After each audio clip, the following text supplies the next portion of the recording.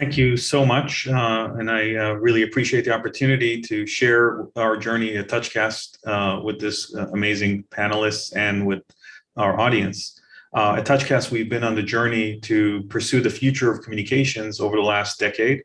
Needless to say, as referenced earlier, COVID and the pandemic has had a major impact on the willingness of the market to embrace new ways of communicating.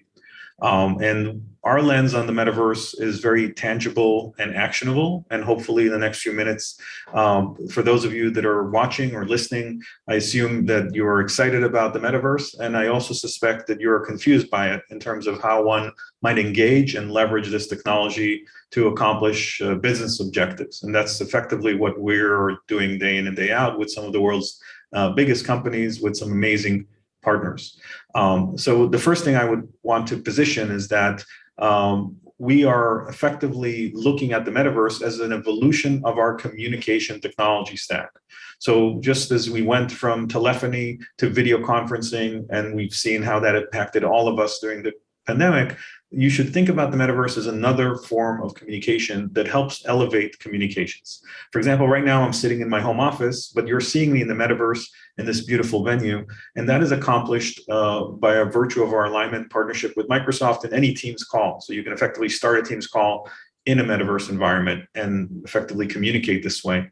And as I'm speaking, the AI is effectively directing the show in the metaverse. This is one of many use cases of how people are leveraging the existence of metaverse as a way to reach an audience without the need for the audience to have a VR headset or a gaming PC.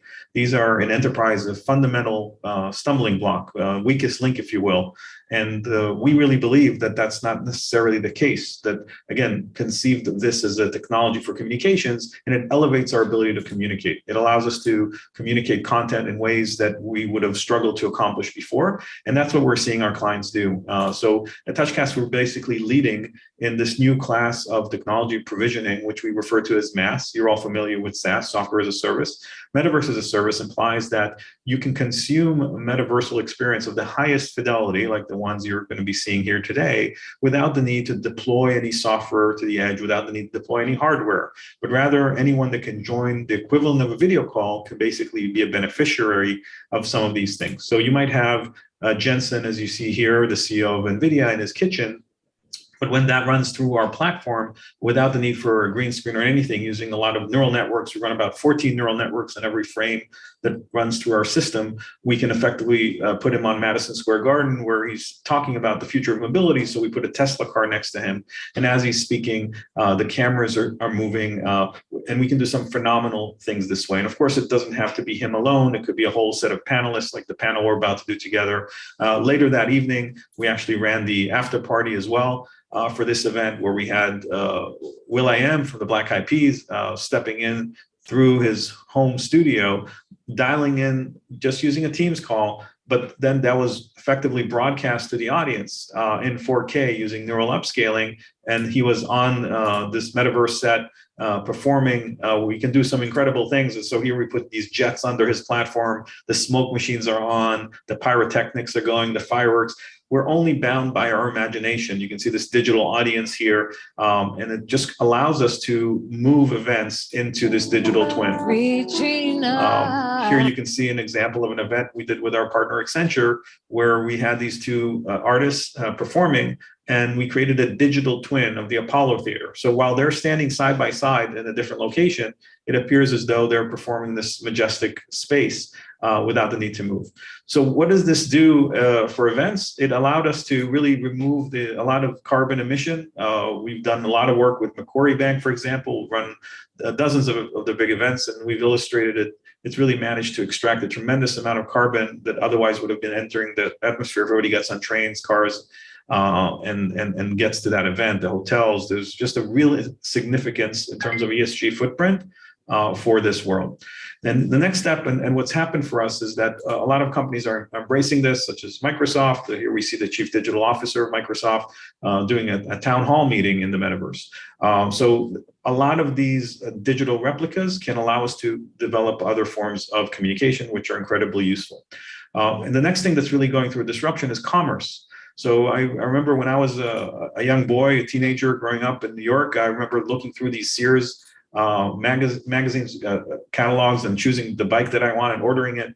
And here we are, so many years later, 30 years later, and this is what e-commerce looks like. And it's really very much like that Sears catalog. I would think that we can accomplish more.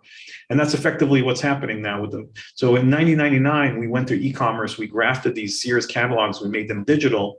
And now what we're doing is we're actually grafting the entire experience of the physical engagement, the high impact, pedagogy driven experience, let's say buying a laptop. So here you're seeing a brief example of how that might look, where someone is purchasing a laptop using on a Teams call. You see the person on the bottom right, she's interested in a laptop. You see the seller, he's sitting at home.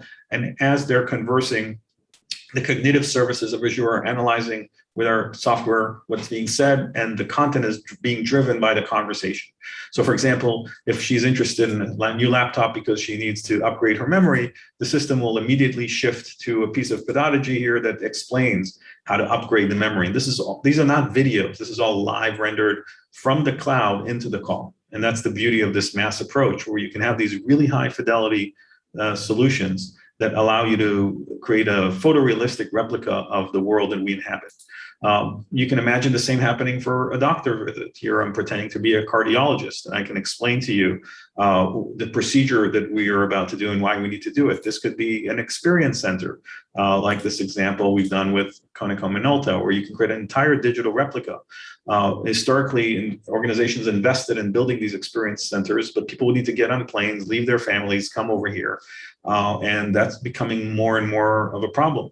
But as you can appreciate, once you can create a photorealistic digital replica in the metaverse, you can really accomplish the same end goals. So whether you're trying to sell copiers or 18-wheelers or cosmetics or luxury goods, we've really created an entire end-to-end platform for this transition to happen into the metaverse, along with these amazing partners, SI network of partners like Accenture and Avanade, to help companies go on this journey. This is our toolkit. It's effectively the ability to choose any one of these venues, build them, to tune them, add all these events, et cetera. But it doesn't end with just a digital layer. Once we actually have this digital replica, we can also bring it into the physical world. So we're now engaged in building metaversal experience that are kind of like the holodeck in Star Trek, where you have a room you walk into and all of the walls are screens. And on those screens, you see the same digital twin. So when a firm makes an investment in creating this digital twin, imagine that you can consume it online, but you can also be in a high traffic area in a mall and see a holographic cube like that and walk into the store and meet the salesperson. And that investment changes the way the retail industry thinks about its human capital and how to distribute it. So that's been a really quick introduction to the exciting realm that we're exploring with our partners.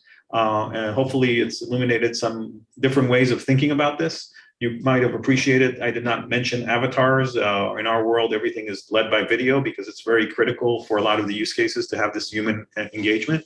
And we're seeing a tremendous amount of traction in this field, and an amazing opportunity to service our clients today, not wait for the future, not wait for a world in which people wear VR headsets, but rather anyone that can join a Teams call can effectively benefit from these type of use cases. So hopefully this has illuminated another way of thinking about this opportunity. And thank you so much for the opportunity to share this with you today.